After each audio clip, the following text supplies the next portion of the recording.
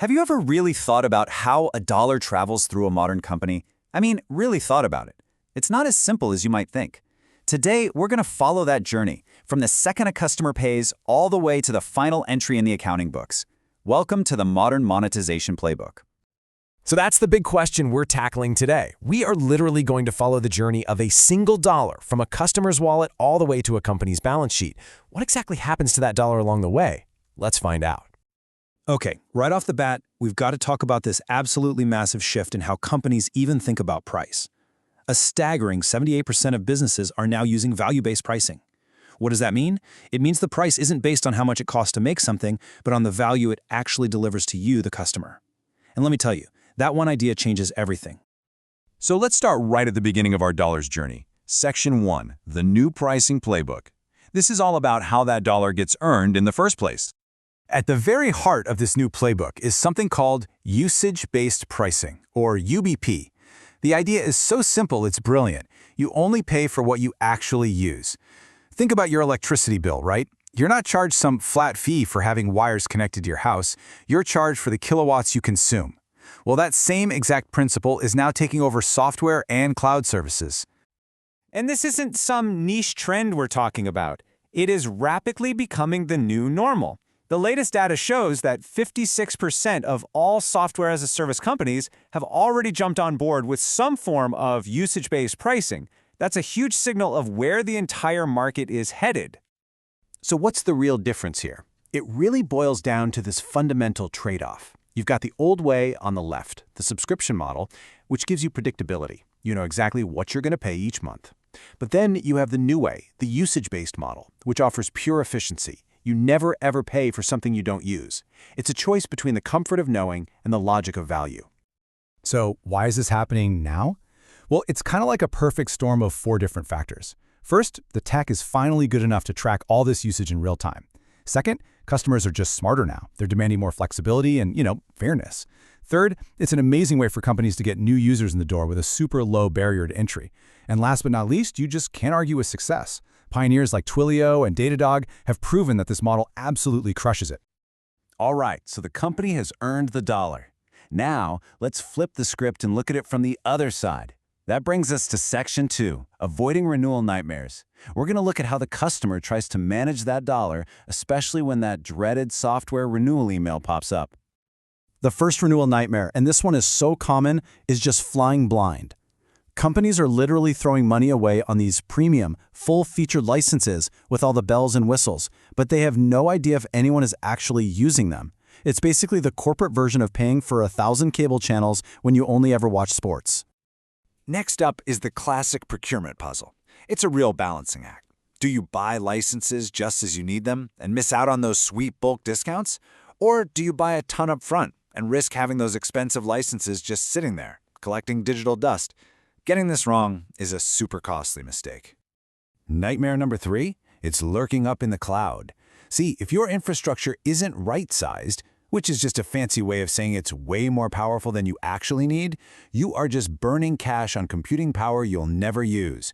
And all of that waste gets passed right back into the cost of your software. Oh, and this next one, it's a real silent budget killer, the auto-renewal clause.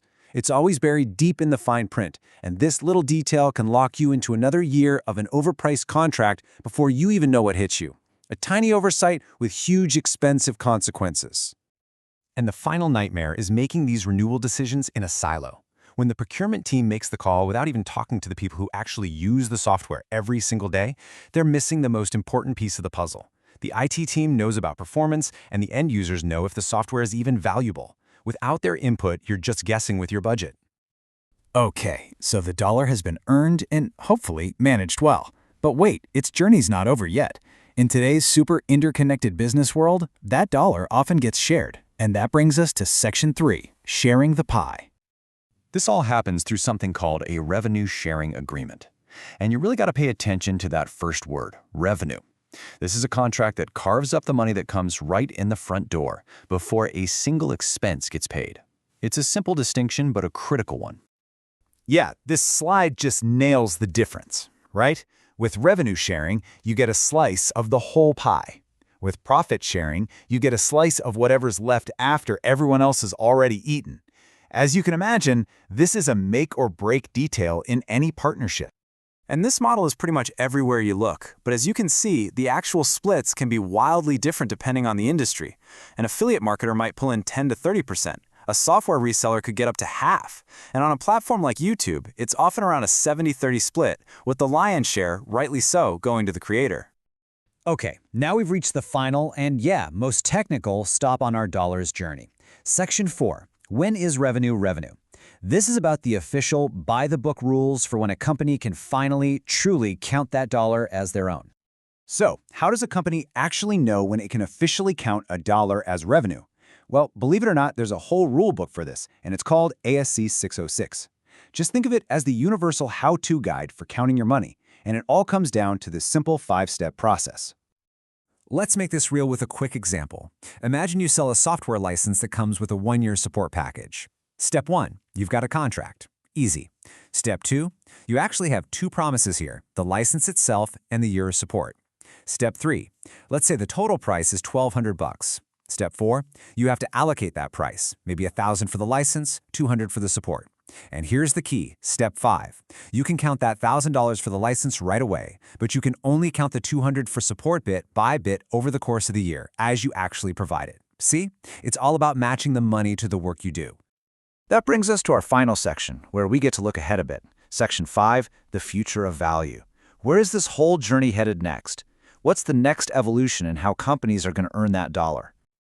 The future, it seems, goes even one step beyond just usage. It's all about something called value metrics.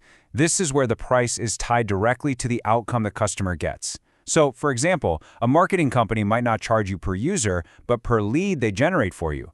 An e-commerce platform might not charge a flat fee, but a tiny percentage of your sales.